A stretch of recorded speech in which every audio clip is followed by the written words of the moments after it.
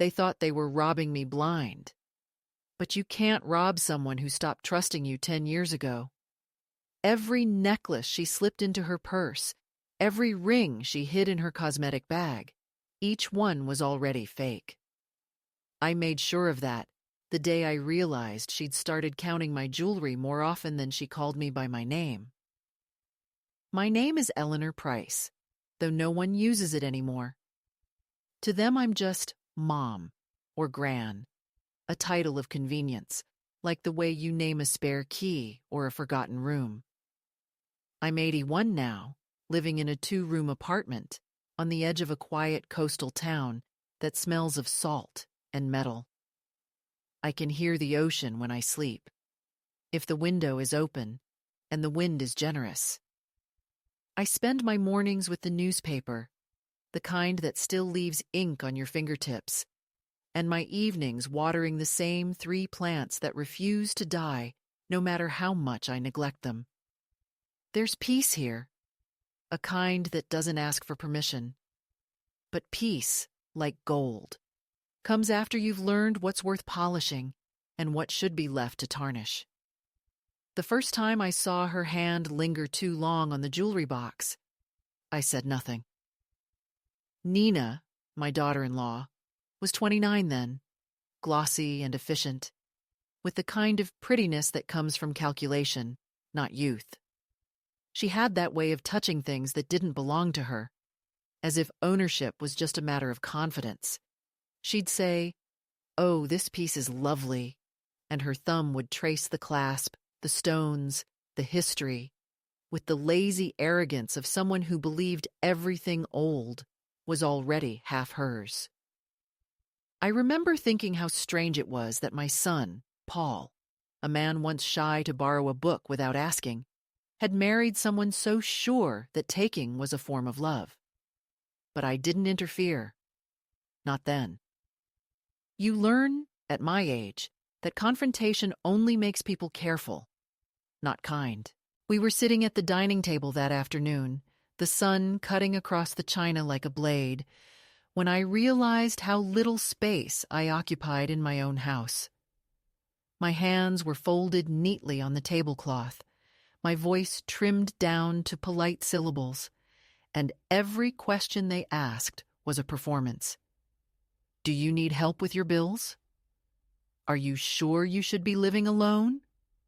Wouldn't it be safer if we handled the valuables for you? Always that word, handled, as though I were handing over a burden, not the remnants of my life. I said no, softly, because softness was the only defense left to me. They smiled, as if they'd expected nothing less, and still looked around the room like surveyors estimating the property value. A week later, the first ring vanished. It was an emerald set in gold, a gift from my late husband on our 20th anniversary. I'd stopped wearing it because my fingers had swollen with age, but I used to polish it sometimes for memory's sake. I found the velvet box empty, the lid left open as if to mock the idea of secrecy. I remember standing there for a long while, feeling neither rage nor sorrow, just a cold, clinical recognition. So this is how it begins. I called no one. I filed no report. Instead, I went to the small branch of the First National Bank on the corner of Elm and State, where the manager still remembered my husband's name. I rented a safety deposit box. Inside it, I placed every real piece of jewelry I owned: pearls, rings, bracelets, the sapphire brooch from my mother, and walked out lighter than I had in years. That night, I drove to a pawn shop 2 towns over and bought replacements: glass cut to look like diamonds, brass plated to mimic gold. The replicas were convincing enough for casual eyes, especially eyes that only saw price tags. I arranged them in the old chest as if nothing had changed. I even dusted the lid, humming quietly while doing it, the way women hum before funerals. When Nina came over the following Sunday, she admired them again. "You should really get these appraised," she said. I smiled. One day, people imagine betrayal as something loud, a scream, a slap, a slammed door. In truth, it's often a whisper in the kitchen, the sound of a drawer closing, the faintest rustle of fabric as someone walks away with something that once mattered. I heard all those sounds year after year, and I let them happen. I let her take the fakes and wear them to her charity luncheons, her gallery openings, her carefully curated parties. I watched her lift her wrist to catch the light, pretending not to notice when she looked at me to see if I'd recognized what was missing. I always did. I simply refused to give her the pleasure of knowing. Sometimes I'd catch my reflection in the mirror and see the outline of my younger self, the one who once believed generosity was the same as love. That woman would have confronted Nina, would have shouted, demanded explanations, perhaps even forgiven her in the end.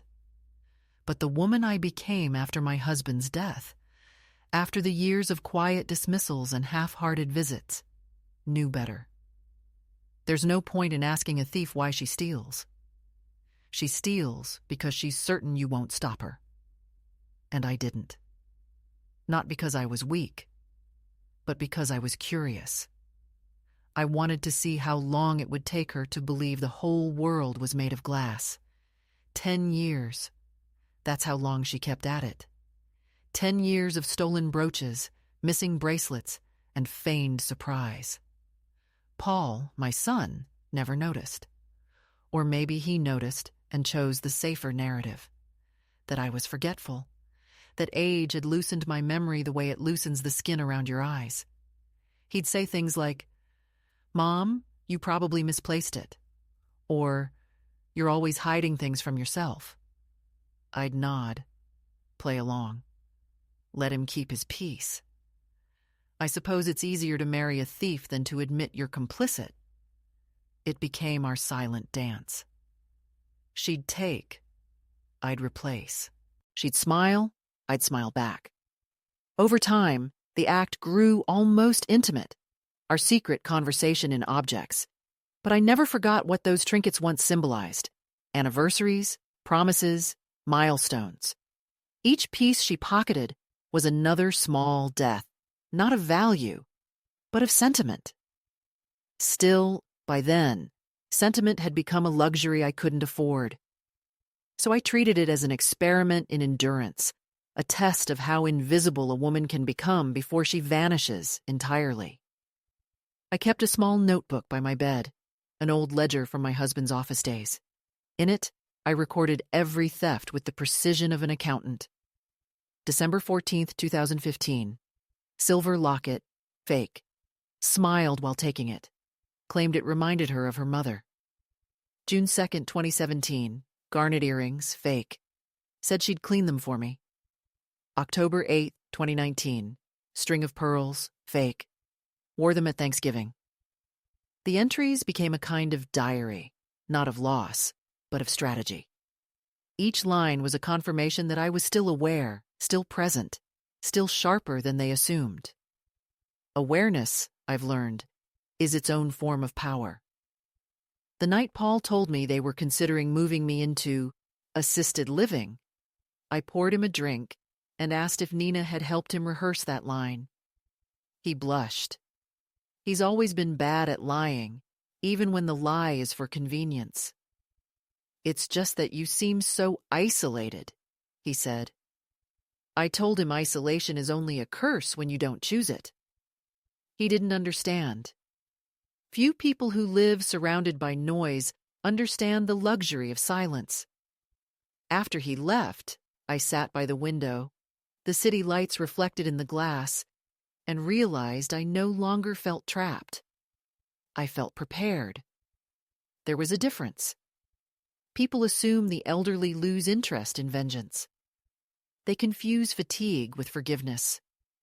What they don't realize is that when you reach a certain age, you stop reacting and start arranging. You prepare your endings the way you once prepared dinner parties, carefully, with thought, with an eye for timing. That night, I closed my ledger and made a new note. When the final piece goes missing, the play begins. And so, when she finally took the last imitation, a gold bracelet shaped like a vine, I knew the curtain was ready to rise. It wasn't anger I felt. It was satisfaction. The quiet satisfaction of a woman who has been waiting, watching, and writing her own ending all along. I looked at my empty jewelry box, lined with velvet that once cradled real gems, and whispered, "You've stolen nothing, my dear. You've only rehearsed."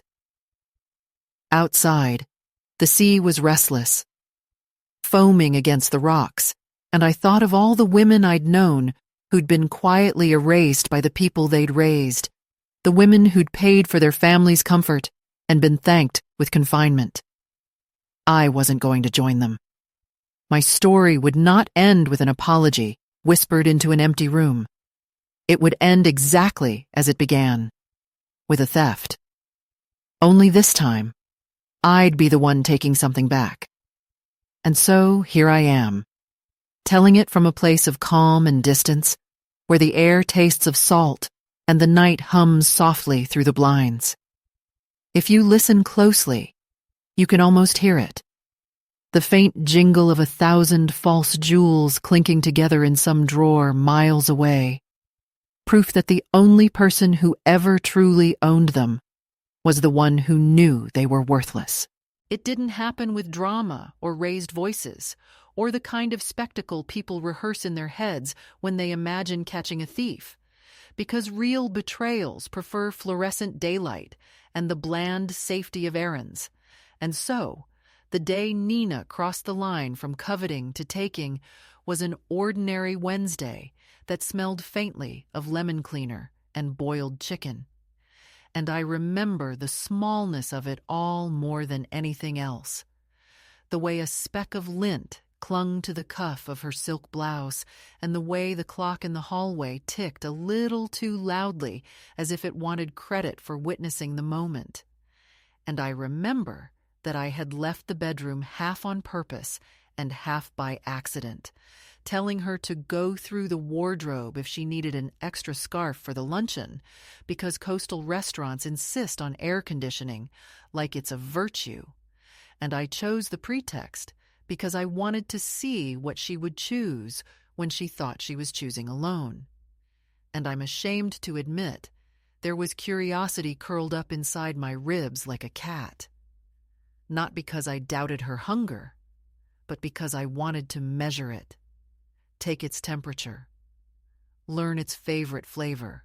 She didn't know that the mirror reflected more than her face when she stood at my dresser, didn't see how the closet door at the right angle becomes a silvered periscope, and from the hallway I watched her fingertips hover, then land, then linger, and there was nothing hesitant in the touch, only rehearsal. The kind of smooth choreography you only get after private practice, and she talked to herself in that bright, friendly register people use when they are being watched, except no one was, because I was behind the slice of mirror, and the house was quiet, and the only other sound was the dishwasher settling its throat, and Nina said, "Just dusting for you, Eleanor." A sentence that would have floated as harmless as steam if not for the way her wrist curled and the way the brooch slid and the way her thumb pressed the velvet like a stamp, sealing a future that didn't belong to her. The brooch she chose was a modest thing to anyone else, a spray of seed pearls around a small sapphire no bigger than a blueberry, the clasp old-fashioned and slightly stiff, and I felt my own breath slow as she tested the pin against her palm and let the body memorize it before she began the theater of replacement, setting down the lid to the jewelry box. At that exact angle, meant to suggest innocence.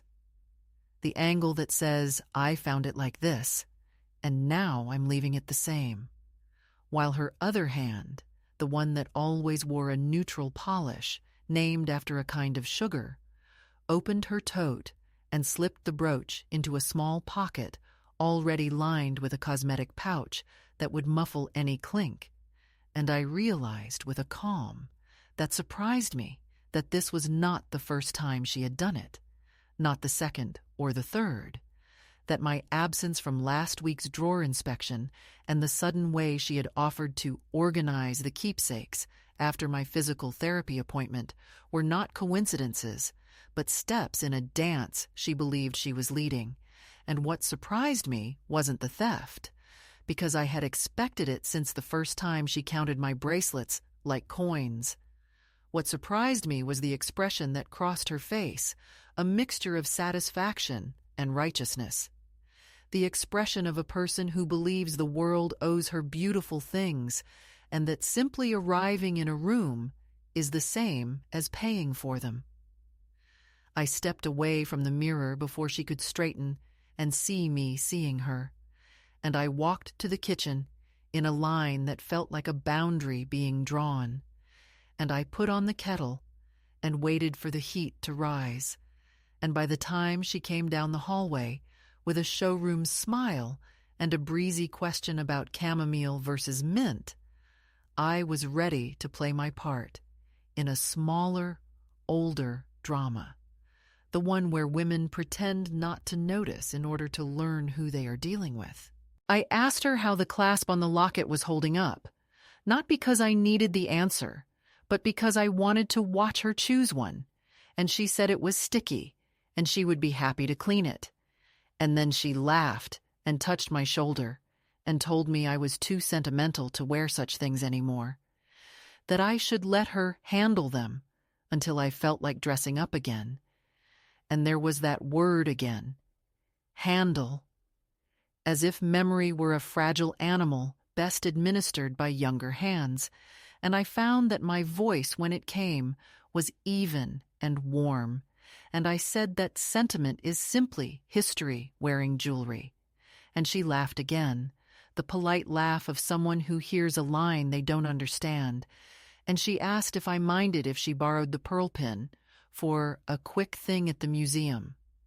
And the way she didn't name the brooch by its correct stones told me everything I needed to know about the scale of her ignorance, which I would later use as a tool sharper than any accusation. When she left, she kissed my cheek the way a person blesses a stone, and she smelled like citrus and a faint metallic sweetness, and I stood by the front door long after it closed, listening to the echo of her heels tick off the first day of a long season, and I understood that the problem wasn't the item in her bag. The problem was the map in her head, the one that placed me in a country called Eventually Gone, with borders patrolled by paperwork and euphemisms, and that the brooch was only a little passport stamp on her way to owning a story, where I was a preface no one reads. That afternoon, I drove to the bank with my husband's old leather satchel in the passenger seat, the one he took to deposit checks from his carpentry jobs, and the weight of it beside me steadied my hands and my mind. And I spoke my name to a teller who didn't flinch at its age, and I opened the safe deposit box under the sleepy hum of a fluorescent tube whose flicker made me feel more alive than any candle-lit dinner I had endured with Nina's friends, and I placed the real things inside their new quiet home, and it felt not like hiding, but like proper storage of light. On the way back, I stopped at a small shop where the jeweler had a magnifying loupe permanently indenting the flesh beside his eye, and I asked him for replicas the way a woman asks for a well-made lie, and he didn't judge me because he had seen far worse bargains between love and theft. And when I returned home, I set the fakes on velvet with the tenderness of a mortician, because rituals deserve respect even when they serve a trick. By the time the water for tea had cooled and the house had slipped into late afternoon, I had rehearsed the decision that turned a bad day into a plan. And that decision wasn't to confront Nina or to rattle my son out of the dream he preferred, because confrontation would only teach them how to be careful, and dreams are immune to scolding. The decision was to make her appetite an instrument and to let it play long enough for her to mistake practice for performance. And in that decision, something in me hardened and softened at the same time. Hardened against their carelessness and softened toward myself, because I saw with uncomfortable clarity that I had spent years offering the most precious parts of me to the person least equipped to hold them, and that I was about to do something my mother would have recognized as survival, wearing a silk scarf. That evening, when Paul came by to pick Nina up for their dinner, and he said, with that anxious brightness adult children use when they are applying for permission to avoid guilt, that they had been talking, and maybe I shouldn't keep the jewelry at home anymore because the neighborhood had changed and the insurance premiums were getting ridiculous. I handed him the empty velvet box as if it were an after-dinner mint, and I said he was sweet to worry and that I had handled everything. And I watched the relief wash over his features like rain on unsealed wood. And I felt a grief for him that he did not deserve, but that I could not help, because he hadn't married a thief so much as a certainty. And I had taught him that certainty was love by never asking him to examine what it cost.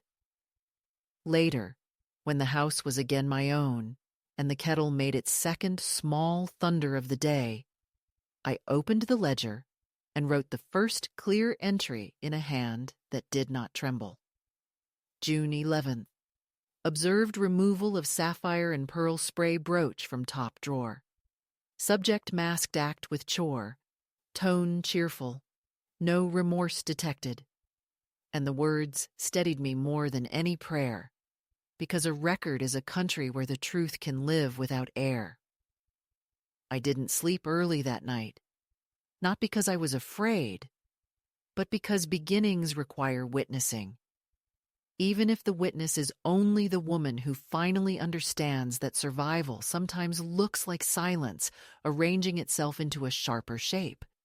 And as the dark thinned toward morning, I realized that the catalyst was not her theft or my discovery, but the decision to let the theft name itself without my voice, to let it grow fat on glass until it mistook its reflection for a feast, and that I would wait as long as it took for her to believe that the world kept handing her gold, so that when the day came for truth to knock on the table like a judge's gavel, there would be no argument left, only inventory, only light, only me.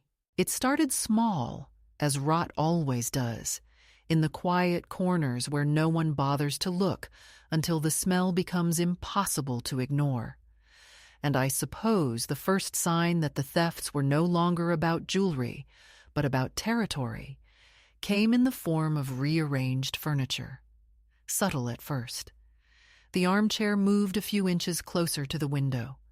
The framed photograph of my late husband placed lower on the mantel so it wouldn't clutter the line of sight.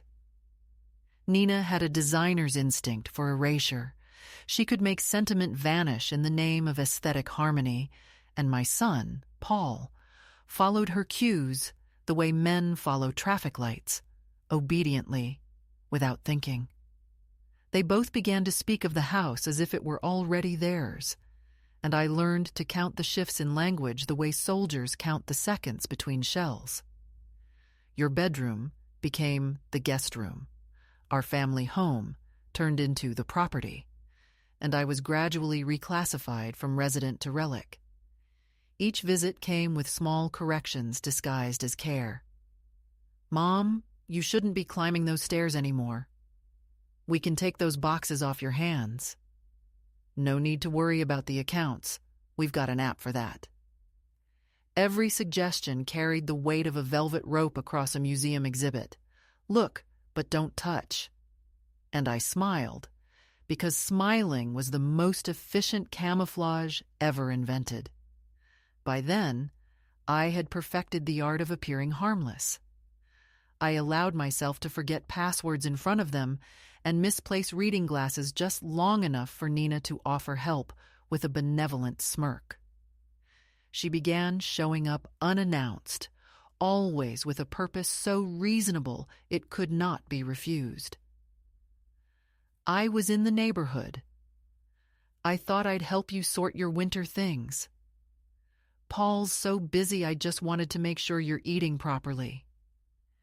Each visit left the house feeling slightly emptier, like someone had opened a window in the middle of winter and forgotten to close it. I would walk into my bedroom after she left and sense the absence of something that had nothing to do with possessions, an invisible thinning of air, a vacuum where the simple dignity of privacy used to live. The irony, of course, was that I had given her permission to take whatever she wanted, just not the way she imagined. The first few months after the brooch incident were an exercise in endurance, a kind of domestic espionage played at the slowest speed imaginable. I replaced missing trinkets with new fakes, updated my ledger with almost clerical detachment, and practiced the steady calm of a person conducting an experiment rather than enduring humiliation. But there were days when the weight of pretense pressed against my ribs until breathing felt like deceit. She started leaving traces of herself around my house, her perfume lingering in the hallway, a magazine folded open on my kitchen table, her empty teacup on the sideboard like a signature of conquest. I never touched them until she left, then wiped each one clean, not from anger, but from precision. If she was going to turn my life into her stage, I would at least control the lighting.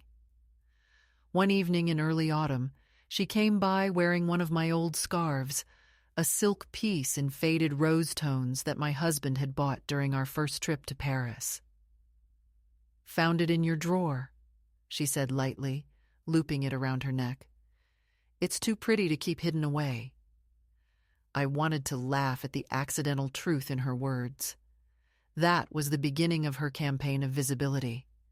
She began to wear what wasn't hers in public, always with a disclaimer wrapped in flattery.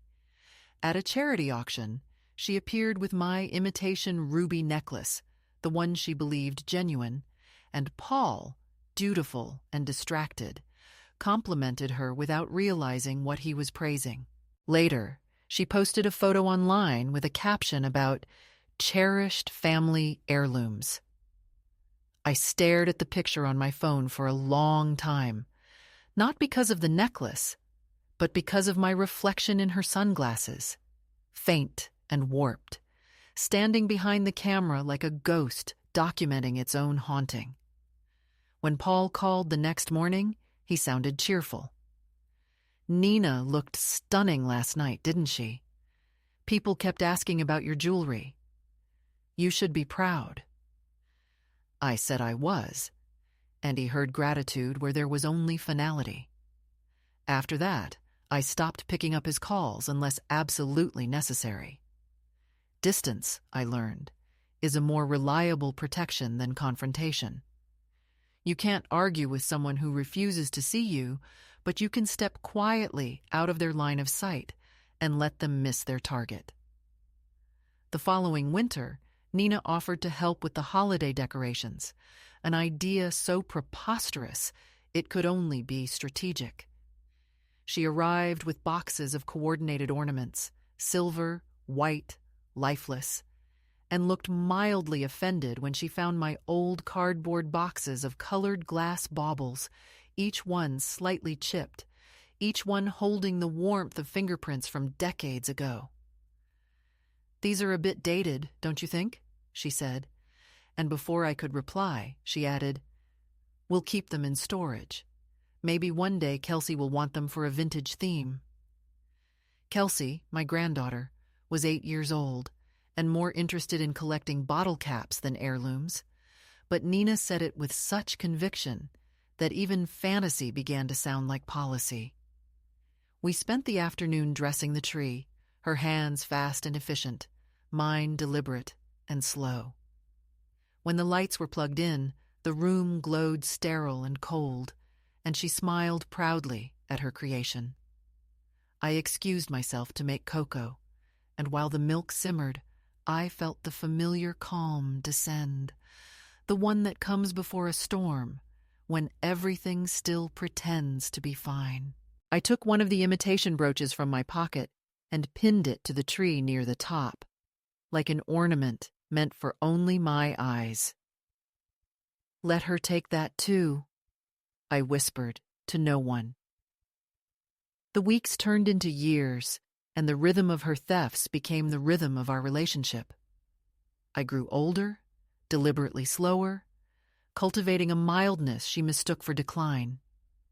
The more invisible I became, the bolder she grew. Once, while helping me organize paperwork, she hinted that maybe it was time to discuss legacy, a word she used with the reverence of someone ordering dessert after a heavy meal. She mentioned how confusing estates could become, how difficult for families to manage if there were no clear instructions. I nodded, pretending gratitude, and made a mental note in the ledger later that night. December 3rd. Subject suggests inheritance discussion, tone strategic, eyes calculating, recommends simplification of ownership.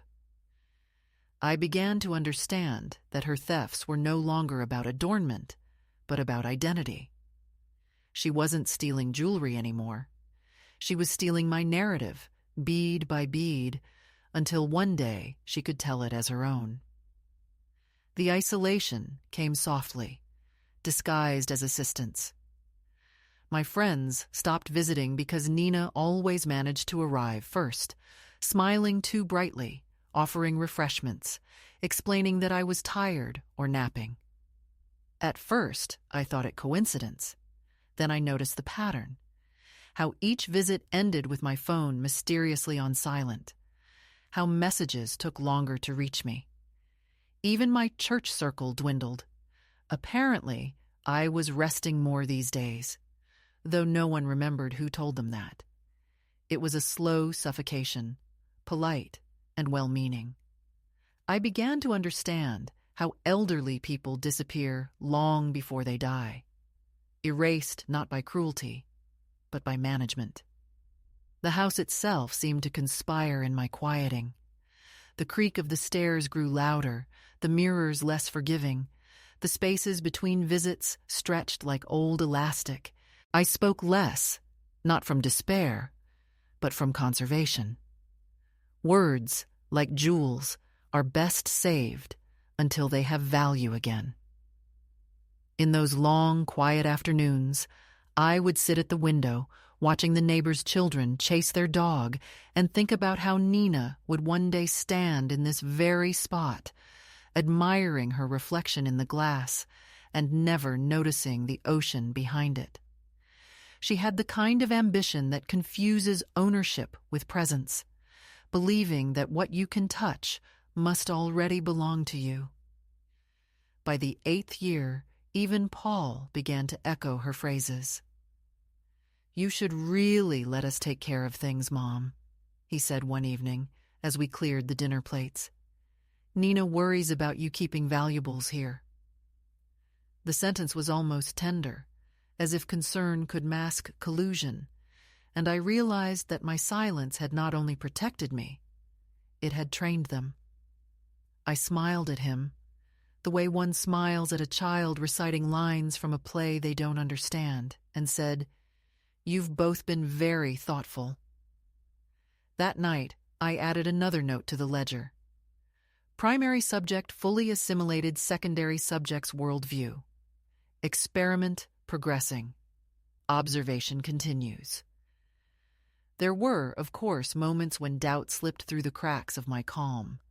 Nights when the ledger felt like a companion too loyal to question my sanity, and I wondered if my quiet revenge had turned into something less noble. But then I'd remember the day I saw her wearing my mother's imitation pearls at a fundraiser, boasting about family treasures, and the doubt would dissolve like sugar in tea. You don't forgive termites because they're small. You just stop leaving wood unattended. The escalation was not measured in what she took, but in how little she thought she had to hide it. Her brazenness became the evidence of her faith in my weakness, and that faith was the rope I kept feeding her. Each new theft was another knot tying her to the illusion I'd built, and every time she smiled that practiced smile, I felt less like prey and more like an architect. The trap was not a cage, but a mirror, and she was already deep inside it, admiring her reflection without realizing it was glass. On the 10th anniversary of my husband's death, Paul and Nina invited me to dinner at a new restaurant in town, the kind with candles that flickered in imitation of intimacy. She wore the fake sapphire brooch, now her favorite, and leaned in close as she said, "You really should let me catalog your jewelry for insurance." I looked at her across the table, at the shine on her lips and the faint smear of blue light against her throat, and for the first time in years, I felt something close to affection. Not the warm kind, but the sharp kind, the kind a sculptor feels for a statue finally taking shape. I raised my glass and said, "That's a splendid idea, my dear. Perhaps we should start soon." She smiled, triumphant, not realizing she had just agreed to the beginning of her own undoing. And when I went home that night, I sat at my desk, opened the ledger, and drew a clean line under the last entry. "The mask fits," I wrote. "Next phase imminent." It was the morning after that dinner when I decided to visit the bank again, not out of necessity, but out of instinct, as though the air around the house had grown too thin to breathe in, and I needed to remind myself that something solid and untouched still existed in the world. The drive was slow, fog blooming low over the coastal road, and in that gray half-light, the world looked suspended, stripped of edges, the way memory feels before it sharpens into meaning. I parked in my usual space beneath the crooked oak tree. The one my husband used to joke looked like it was bowing to no one in particular, and when I stepped out of the car, I felt that strange calm that precedes decisions you've been making unconsciously for years.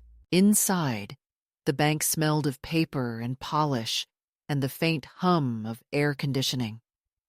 The teller recognized me, nodded with that polite mix of familiarity and formality reserved for the old and financially stable, and I signed the small forms that let me into the quiet corridor where the safe deposit boxes waited.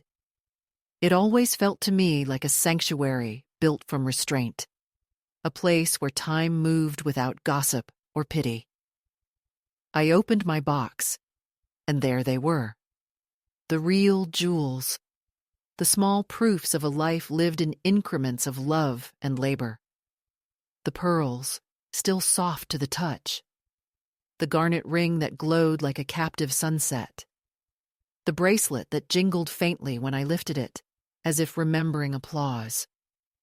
They looked back at me with the same patient shimmer I remembered from my wedding day. I had not touched them in almost a decade, and yet they had not aged a day. It struck me that this was what truth looked like, untouched by the hands that tried to claim it. I sat there for a long time, the metal chair cold against my spine, and I thought of Nina wearing the imitations with such pride, parading them through dinners and fundraisers, letting them catch the light while believing the light belonged to her. There was something almost innocent in that kind of delusion, and for a fleeting moment I pitied her. Not because she was cruel, but because she was hollow. And hollowness is a kind of hunger that never learns moderation. The pity passed quickly, replaced by a new clarity. For years I had been reacting, quietly resisting, waiting for her next move like a player determined to lose gracefully. But as I stared at the jewelry, the thought came to me not as anger, but as arithmetic. I was still the one with the real weight. Everything she held was counterfeit, and yet she believed she had already won. The balance was absurd. The shift, I realized, had already begun. When I returned home, the house seemed brighter, sharper in its lines, as if the walls themselves had been waiting for me to remember that they were mine. Nina and Paul arrived later that afternoon for one of their casual visits, the kind disguised as kindness, but carried the faint scent of evaluation. They wanted to discuss something important, which in their language meant something convenient to them. Over tea that Nina brewed with the officious efficiency of a nurse, they explained that an accountant friend had recommended consolidating assets. The word rolled out of Paul's mouth like a marble he wasn't sure he should be touching. They were worried, they said, about the paperwork, the burden of management, the potential confusion of overlapping ownership. I listened as if they were reciting lines from a play, each term rehearsed, each pause timed for persuasion. When they finally asked if I'd consider letting them streamline things, meaning sign over partial control of accounts, policies, documents, I looked at them both for a long time before answering. "Of course," I said gently, "but I'll need some time to put everything in order first. I wouldn't want to leave a mess." Relief washed over their faces, as obvious as sunlight through lace. They left that evening with smiles, believing victory was near, and I closed the door behind them with the slow satisfaction of someone sealing a vault. For days afterward, I began sorting through papers, real and false, crafting a theater of compliance. I kept the legitimate documents locked in my desk and filled a separate folder with beautifully convincing replicas printed from old templates. Nina visited twice during that week, hovering, praising my energy, offering to help file things alphabetically. I let her, knowing she would remember the fake folder's location, and thanked her with the kind of gratitude that makes thieves careless. Each gesture, each word, became deliberate choreography. I cooked her favorite soup, told her stories about my mother's jewelry, even showed her a few trinkets I described as sentimental but worthless, and I watched how her eyes flickered like a magpie's when she believed no one was looking. The satisfaction of control was subtle but undeniable, like the moment a pianist realizes the melody is entirely under her fingertips. It was around that time that I began writing letters, not to her or to Paul, but to myself. Short notes folded into the back of my ledger, small affirmations that said things like, "You are not trapped," "They are guests, not heirs," and "Do not mistake observation for surrender." At night, I'd read them before sleep, and I found that the tremor that sometimes caught my hands during the day vanished after the last line. The act of writing became its own kind of weapon, quiet, precise, invisible to everyone but me. The shift in me didn't go unnoticed. Nina began to behave with a nervous edge, as though she sensed that the air around me had thickened with some unseen confidence. She'd glance at me across the table, her smile a little too polished, her words tumbling over one another in a rush to fill silence. One afternoon, she brought me a gift, a lavender-scented shawl, delicate, expensive, unnecessary. "You've been such an inspiration," she said, and I nearly laughed at the accidental truth in that statement.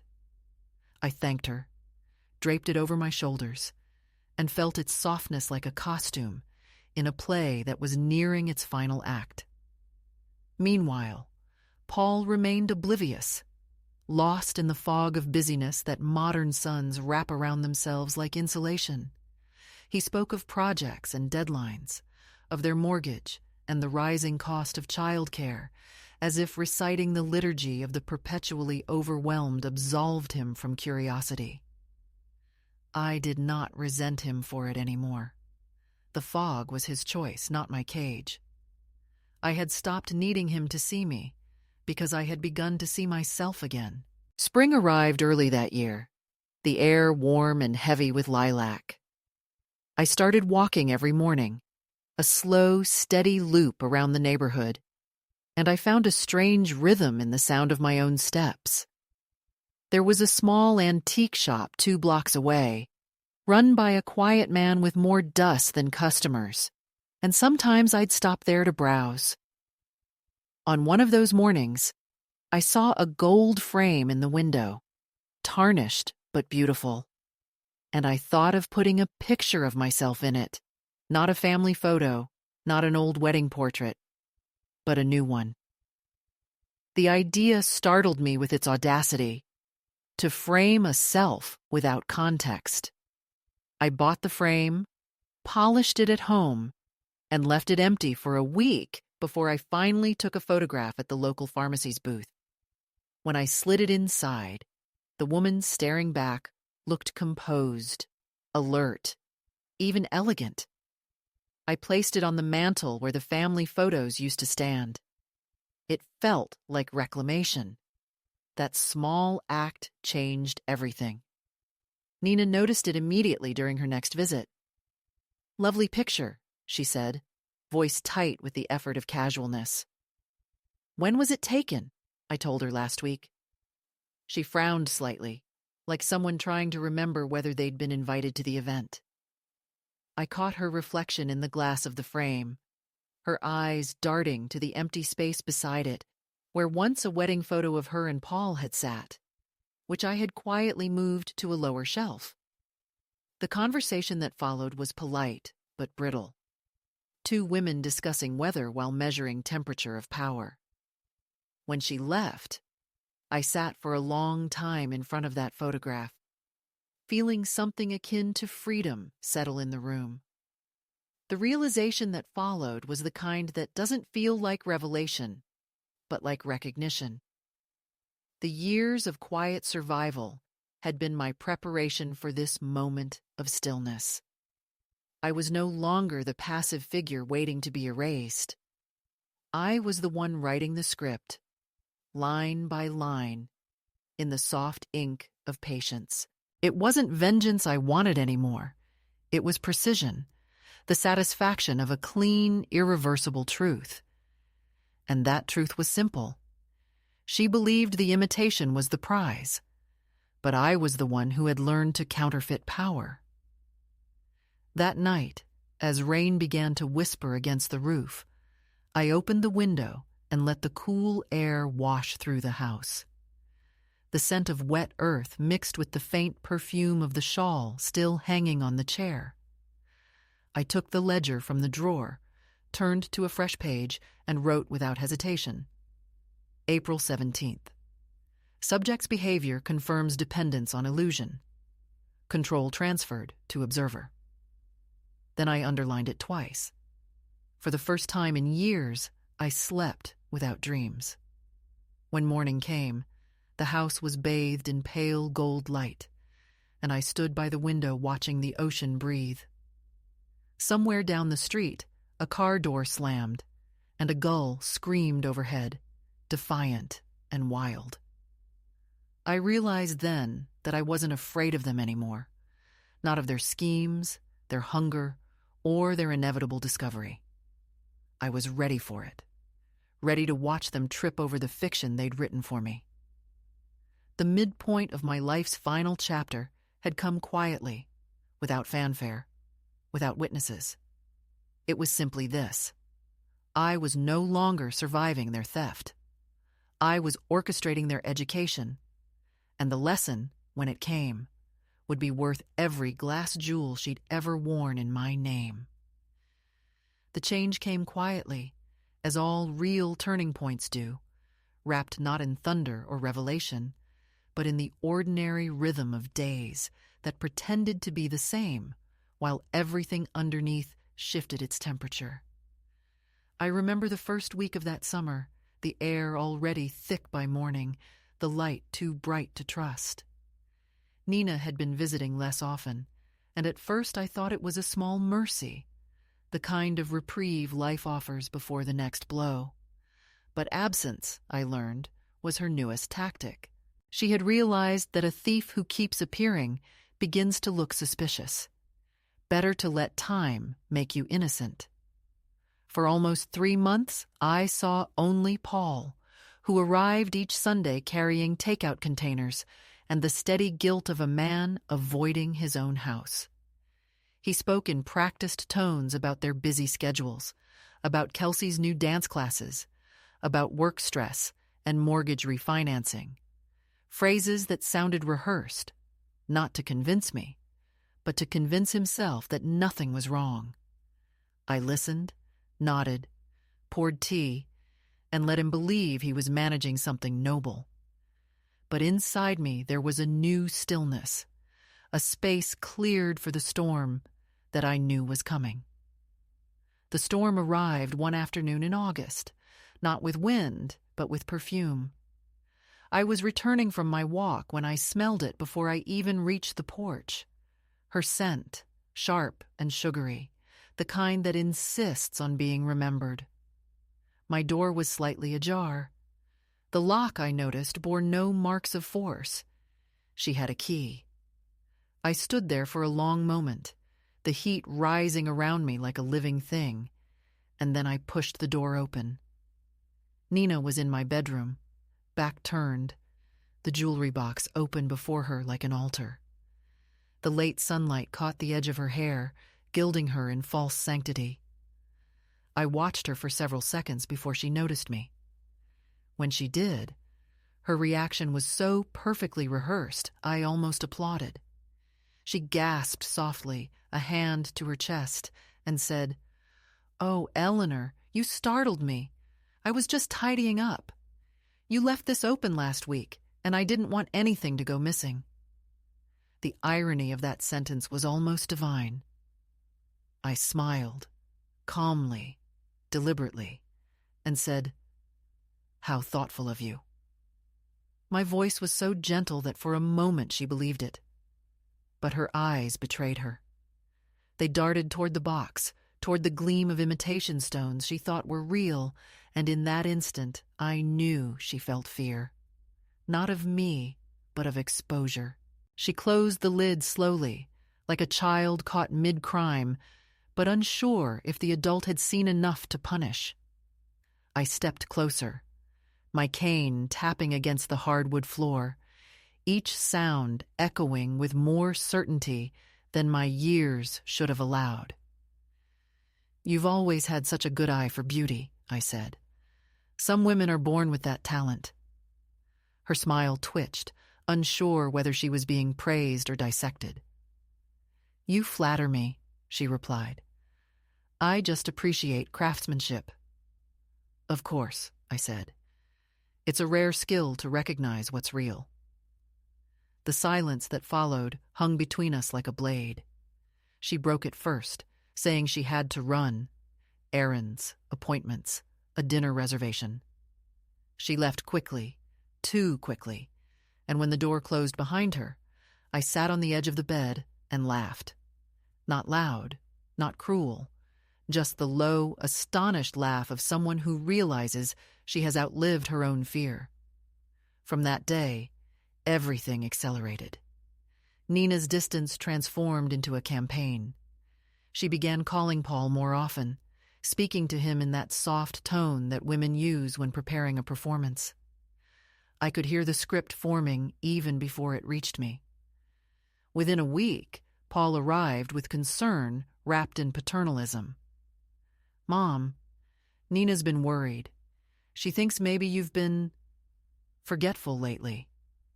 The neighbors said you left your car running outside the store last week." It was an absurd story, but it had the precision of a lie practiced for weeks. I told him I hadn't driven to the store in 3 days. He frowned, as if he couldn't decide which reality to believe. "Maybe you just forgot," he said gently, already convinced that compassion was safer than truth.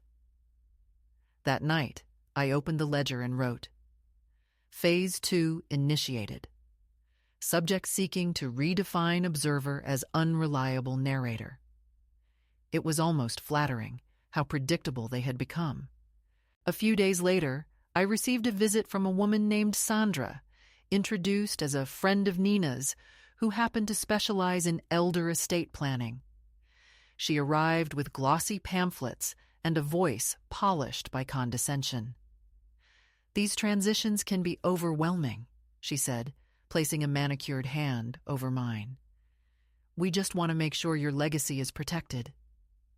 Legacy again. That word had followed me like a mosquito for years, always buzzing around but never biting until now. I let her talk, her sentences spilling out like warm syrup, full of euphemisms about safety and efficiency, and when she finally paused to ask if I had any questions, I said, "Only one. Do you believe in ghosts?" She blinked, startled. "Pardon?" "Ghosts," I repeated. "Things that look real because someone insists on remembering them wrong." Her smile faltered. "I'm not sure No matter," I said, waving her off. "You'll meet one soon enough." She left 30 minutes later, visibly unsettled, and that night I poured myself a small glass of sherry and toasted the beginning of their unraveling. It was around this time that I decided to visit Kelsey, my granddaughter, without announcing it. She was 10 by then, all knees and questions, and when I knocked at their door, she opened it herself, her hair messy from play. "Gran!" she shouted, hugging me. Nina appeared moments later, her expression tightening like a curtain drawn too quickly. "Oh, Eleanor, what a surprise," she said, her voice pitched high. "We were just heading out." I knew she was lying. The living room was strewn with shopping bags, not suitcases. I asked if I might stay a few minutes to see Kelsey's drawings. Reluctantly, she agreed. Kelsey ran to her room and returned with a stack of papers, each one crowded with bright colors and improbable animals. One drawing caught my eye, a woman standing beside a jewelry box, another woman in the background holding something behind her back. "What's this one?" I asked. "That's Mommy," she said cheerfully, "and that's you. Mommy said you have too much stuff, so she helps you take care of it." Children, I've learned, speak truth without knowing its weight. I smiled, kissed her head, and handed the drawing back. When I left that afternoon, I walked slower than usual, not because I was tired, but because I wanted to remember every detail. The smell of their house, the way Nina's eyes followed me to the door, the small defiance in Kelsey's wave. The following week, Nina resumed her visits, this time bringing gifts, flowers, pastries, books she said reminded her of me.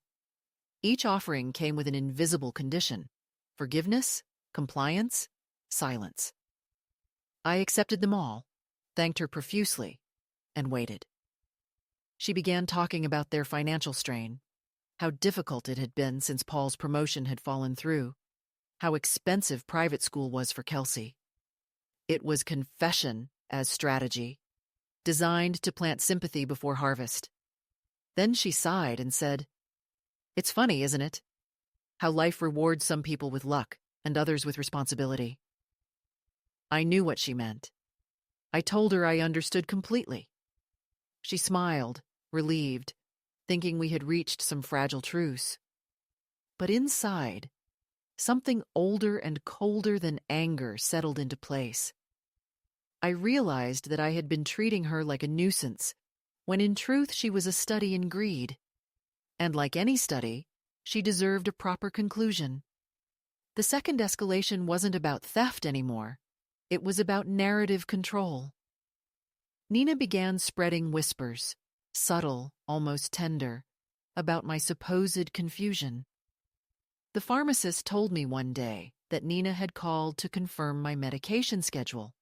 The post office clerk mentioned she'd asked if I still managed my own bills. These were small invasions, almost invisible, but together they formed a pattern as deliberate as embroidery. She was building a case. The goal was clear: to cast me as the fading matriarch, the woman who needed guidance, the one whose memory was suspect. It was, in its way, a perfect theft, not of property, but of credibility. Once that was gone, everything else would follow easily. But she had underestimated the patience of old women. We've spent lifetimes being doubted. Doubt, when properly cultivated, can be the most effective disguise. I began leaving notes for her to find. Innocuous, seemingly careless reminders scribbled on scraps of paper. Remember to call the bank Tuesday. Must retrieve deposit box keys. I left them half hidden under books or in drawers she was certain to snoop through. Each note was bait, a breadcrumb trail leading her exactly where I wanted, and when she finally followed it, when curiosity outgrew caution, I would be waiting. The confrontation came not with words but with a sound. The small, precise click of the bank's camera capturing her face as she tried to access my deposit box with a forged letter I had crafted myself.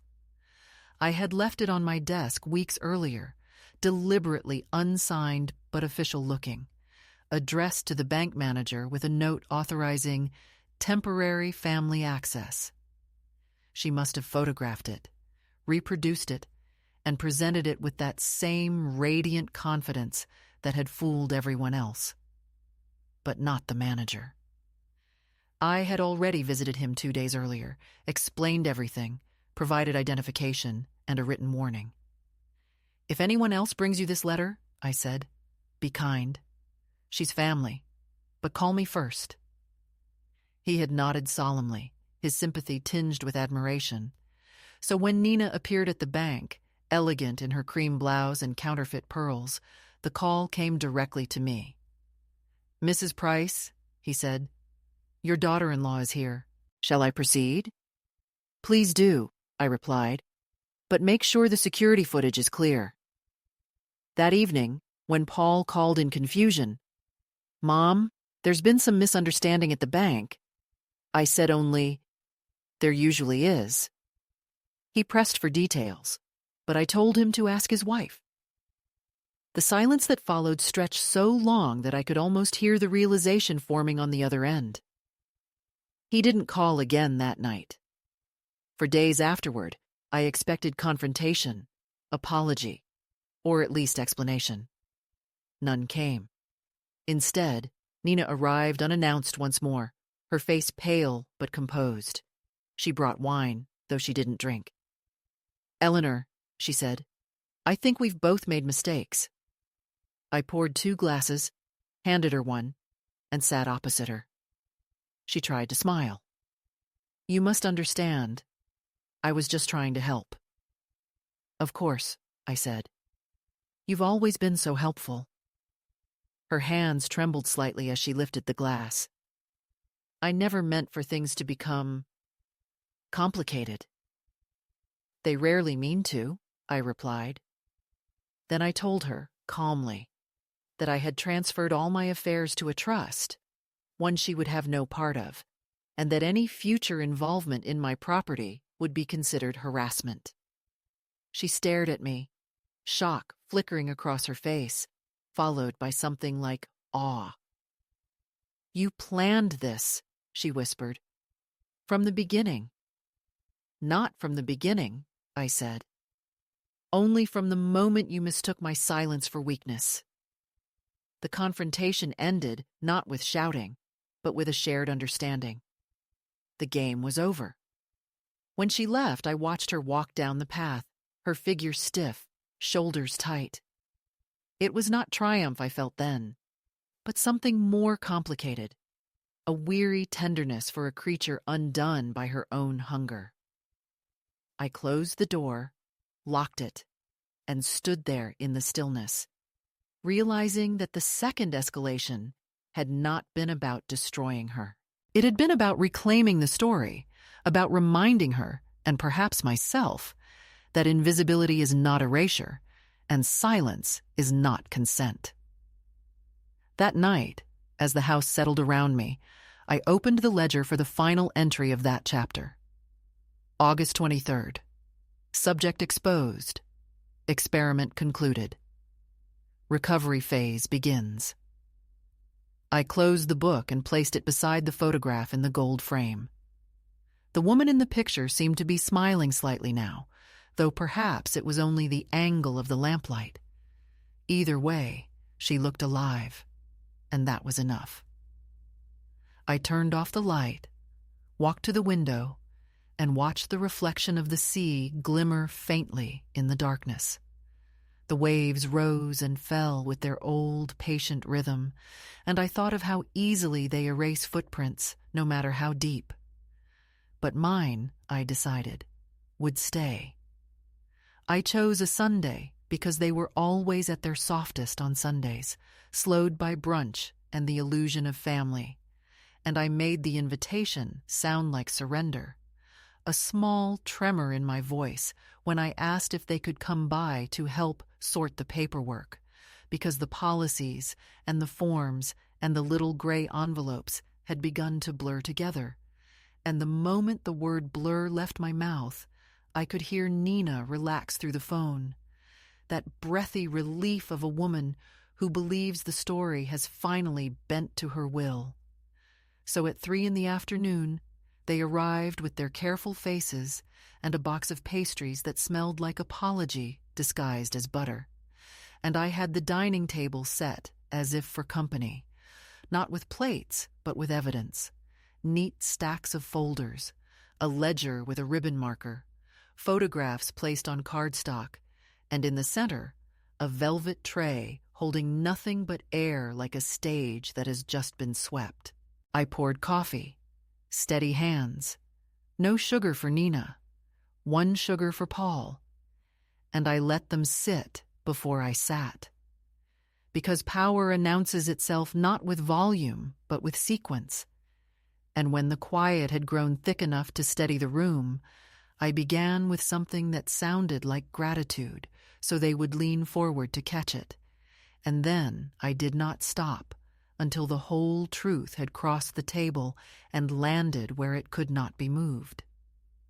I told them I had finished the sorting, that everything was now simple, that I had taken their advice about consolidation and clarity, and then I slid the first folder across the wood to Paul and watched his face try to keep all its muscles calm as he recognized the names on the trust, not his or hers, but mine and a firm of women who did not tremble when men frowned.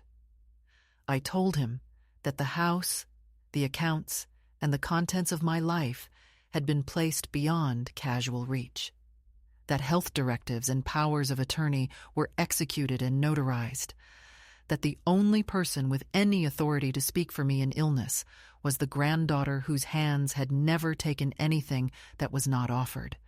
And when he looked up, confused because love does not usually wear a lawyer's face, I held his gaze and let him see that I had learned late but thoroughly.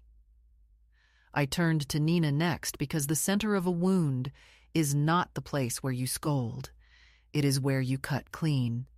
And I slid the ledger toward her, open to the page where my handwriting refused to stutter. Dates and description, and the small notations of a patient archivist. And beside it, I placed the printed stills from the bank camera and the copy of the letter she'd forged without understanding that the difference between imitation and authenticity is not glitter, but provenance. She tried to smile and failed, tried to speak and swallowed the attempt. And when her fingers touched the paper, I saw, like a flicker at the bottom of a pond, the moment her story about herself began to sink. She reached for a fence the way a drowning person reaches for weeds, said the words people always say when truth is ugly: misunderstanding, concern, help, and I let them pass like weather and did not offer a coat. I told her I had no interest in police or scandal because punishment is a poor carpenter for a woman who needs restoration, that what she had taken all these years were rehearsals, and that the real things rested where greed could not breathe. And I watched something change in her posture, the smallest collapse, as if the floor had quietly moved 2 inches lower, and she was the last to feel it. Paul tried to play the part of Bridge then, the son who believes he can invent a path of compromise between fact and appetite, and he spoke about misunderstanding and stress and the way modern life frays the edges of our better selves. And because I am still his mother, I let him pour out his rationalizations until they cooled on the table. And then I told him, the only sentence that mattered, that I loved him enough not to leave him in a lie he did not build alone, that there would be no more keys that weren't mine, no more stories told about my mind to strangers paid by the hour, no more visits without notice and purpose, and that any further attempt to handle my life would be answered by the same voices that had drafted these documents and stood ready in quiet shoes to walk me out of any room. I slid a final envelope toward him, heavier than paper because of what had ended.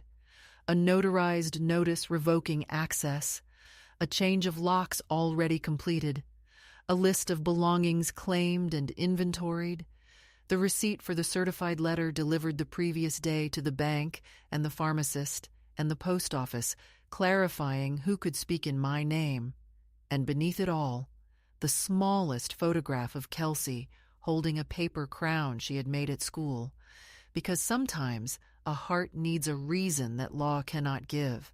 The room breathed in. The house seemed to hold its studs a little taller, and I felt the old ache in my chest loosen the way a knot loosens when the right end is finally pulled. Nina reached for anger then, because anger is easier to carry than humiliation. And she said things about sacrifice and family and the unpaid labor of women. And the irony was so precise I almost applauded again. But I did not smile. Instead, I told her what I had never said aloud, that I recognized her hunger, because I had carried its cousin for years, the hunger to be necessary, to be the woman who keeps a house upright by becoming invisible inside its walls, and that I would not pity her for mistaking theft for belonging. But I would not participate in the confusion anymore, and that this, my voice steady, my papers in order, my boundaries notarized, was the last generous thing I would ever give her. She stood then, half rising from her chair as though height could solve gravity, and asked in a voice tight with disbelief if I expected gratitude, and I told her no, I expected absence. For the first time since the door had closed behind them, the words sounded less like exile and more like air. I slid one last object onto the table, a velvet photograph mounted on board, taken by the bank attendant at my request, high resolution in the fluorescent indifference of the vault corridor, the real pearls nested in my palm, their sheen unmistakable even in cruel light, and next to it I placed a small pile of the copies, the glass and brass and plated bravado, and I said, without raising my voice, that the difference was not moral but physical, that weight tells the truth even when people cannot, and that the only thing she had accumulated in a decade was a mirror so bright it had blinded her. Paul's shoulders fell then, the slump of a man who meets the end of a useful fiction, and he said my name the way a boy does when he is lost in a store and cannot find the right aisle, and I softened. Old habit, then steeled, new practice, and told him, He would always be welcome to call, to visit, to bring his daughter to show me drawings of improbable animals, but that he would do it without the woman who mistook my house for a showroom and my life for a soft target, and that if he could not make that separation, then I would bear the loneliness as I had borne much else, with a spine, and a chair, and a window, and the ocean, and his eyes filled in that way that makes mothers want to take back entire centuries of training. But I kept my hands still on the table and let the wave pass without climbing onto it. Nina gathered her bag then, fast, clipped movements, and for a strange second, she looked very young, the way people look before the mask has learned all its lines, and she said she understood even though she didn't. And she thanked me for the coffee because habit is a stubborn animal, and she said she hoped one day we could revisit the conversation, a phrase that sounds like hope, but is really a time machine for people who cannot bear consequence. And I told her gently that the conversation had ended, that it was not a door, but a wall. I walked them to the door because civility belongs to me, not to performance, and on the threshold, I did the most irreversible thing I could think of that did not require a courtroom. I reached into my pocket and placed a small envelope into Paul's hand, addressed in my script to Kelsey, and when he hesitated, I told him to give it to her that evening and to let her open it alone. And I watched the conflict cross his face and resolve itself into something like acceptance. And when they had gone, and the quiet settled the way snow settles on a field that has decided to rest, I sat in the empty afternoon and waited for the phone to ring with the sound of a child's voice. It came after dark, small and bright through the wire. Kelsey whispering, because someone in the house was always listening, telling me that the letter had a photograph of me in a gold frame, and a story about a bracelet that sings when you move because it remembers applause, and that inside the envelope there was also a tiny key on a ribbon, the color of lilac, and that the letter said one sentence in large, patient handwriting. This opens a box that belongs to you when you turn 18. Until then, it opens only the certainty that you are trusted. And Kelsey said she didn't understand the second part, but she liked how it sounded. And I told her that sometimes we grow into understanding the way our feet grow into shoes we thought were too big, and she laughed softly.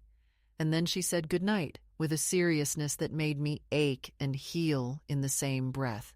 When I hung up, the house felt different, not larger, but truer, as though the studs had been corrected and the floors finally decided to lie flat under honesty.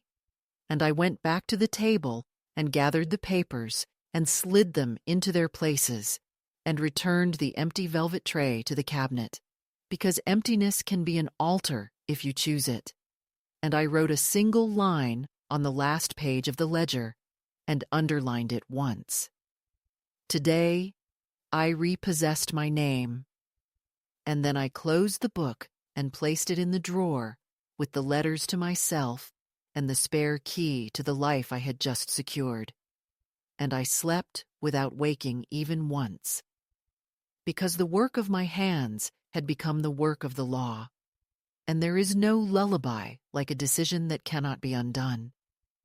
It has been almost a year now, though time feels less like a sequence and more like a tide that comes in quietly, rearranging the shore without asking permission. The house breathes differently these days. The rooms hold their silence in a softer way, not the tense hush of waiting for footsteps, but the kind of calm that belongs to a place finally left alone. Sometimes I wake before dawn and listen to the hum of the refrigerator, the distant creak of the old window frames, and I think how strange it is that peace can sound like this, mundane, domestic, entirely unremarkable. I have learned to recognize the blessing in the ordinary. Every small sound means safety. Every day that ends without a phone call from their number means freedom maintained. The ledger rests in a drawer I rarely open now, its pages sealed not by ink but by completion. I do not need to record anymore because there is nothing left to prove. What needed to be witnessed has already been written, and the rest, the grief, the bewilderment, even the small flickers of pity, has dissolved into something gentler than forgiveness, but more enduring than anger. I see Paul sometimes. He comes alone, at first hesitant, later with a quiet that feels like penance. He no longer brings explanations, only groceries and the careful tenderness of a man relearning how to speak without mediation. He tells me Kelsey is doing well, that she keeps the little key on her nightstand and sometimes traces its edges when she thinks no one is watching. I tell him that's good, that keys are not only for doors. He nods, pretending to understand, and we sit together in the sunroom, drinking tea that grows cold before the pot empties. We talk about unimportant things, the garden, the sea, the changing of weather, and in those conversations something between us repairs itself, not as it was, but as it can be when two people accept that love is not a guarantee, but a craft that must be remade by hand after it breaks. I do not ask about Nina. He does not volunteer. Some absences do not require articulation. They hover like furniture you moved long ago but still avoid bumping into. There are moments when the light slants through the curtains just so that I think of her. Not with rage or satisfaction, but with the distant curiosity one reserves for a dream once vivid and now pale at the edges. I wonder sometimes whether she still wears those imitation jewels, whether she kept them out of habit or threw them away the way one discards anything that has lost its power to deceive. Perhaps she tells herself a different story, one in which she was wronged, misunderstood, a victim of age's suspicion. Let her. Every woman needs a narrative that helps her wake in the morning. Mine is simply truer. I no longer need to make her small in order to feel intact. That is the final mercy age gives you, the luxury of perspective without vengeance. The days have a rhythm now. I wake with the dawn, open the window, let the ocean air enter like an old friend, sharp and clean.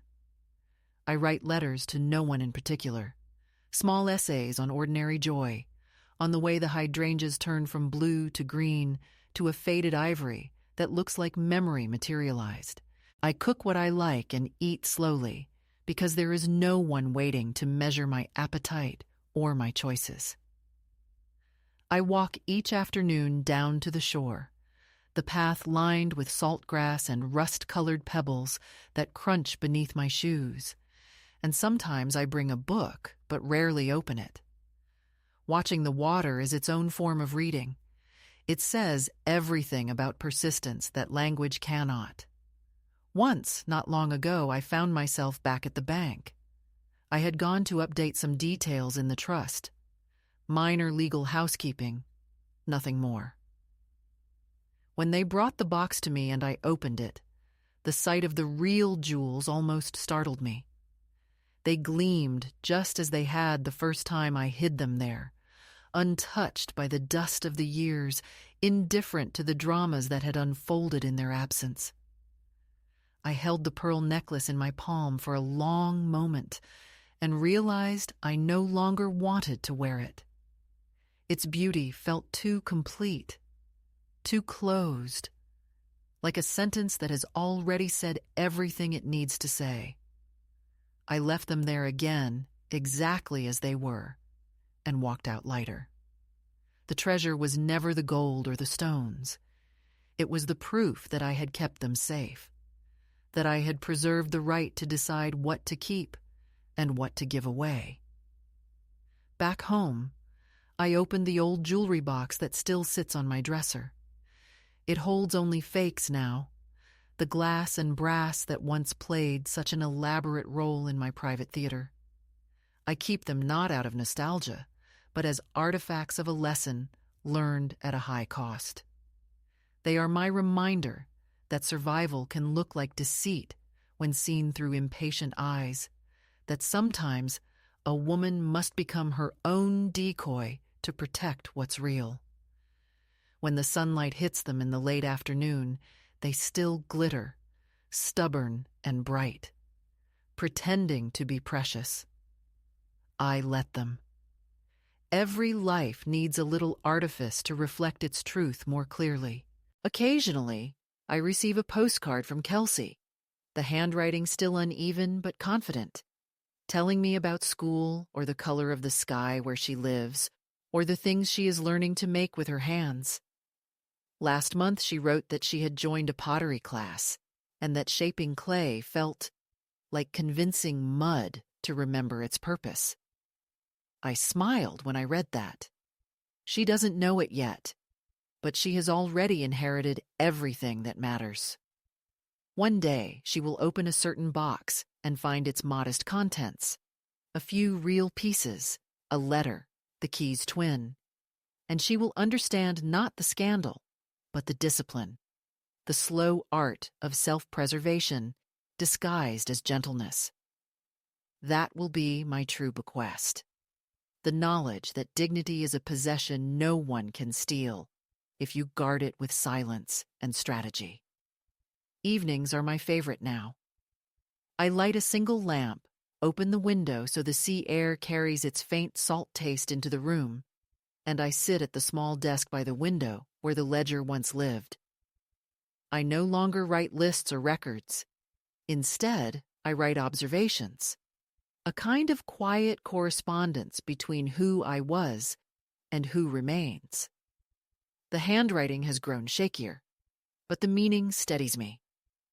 I end each entry with the same sentence, a promise to the woman who endured.